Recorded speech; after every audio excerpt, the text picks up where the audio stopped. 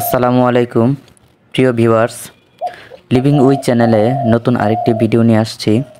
তো আর আজকে ভিডিওটি হলো দেশি ঘুঘু পাখির বাচ্চা পালন পদ্ধতি।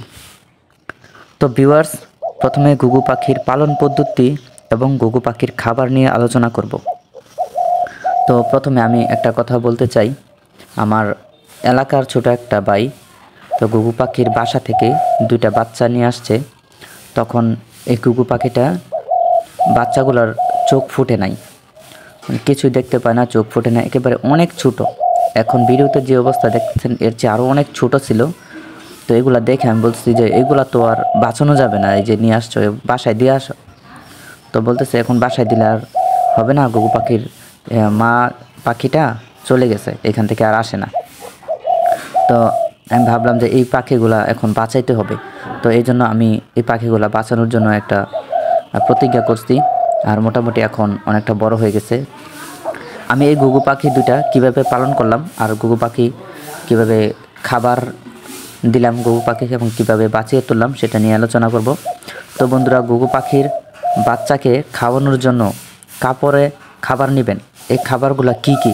তো খাবারগুলো হচ্ছে ছোটো মুরগির যে ফিট আছে, ছোটো মুরগির ফিট, সরিষা, খুদ, ধান, গম, এগুলা কাপড়ে নিয়ে কাপড়ের মাঝখানে ছোটো একটা ফুটা করে ঘুঘু পাখির বাচ্চার ঠোঁট ঢুকিয়ে দিলে বাচ্চাগুলা নিজে নিজেই খাবার খেতে পারবে। তাহলে খাবার খাওয়ানো পরে পানি কিভাবে খাওয়াবেন?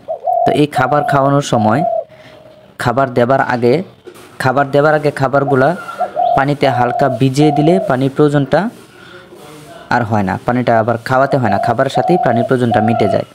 তো এভাবে 20 থেকে 25 দিন খাওয়ানোর পর খাঁচার ভিতরে ছেড়ে দিবেন।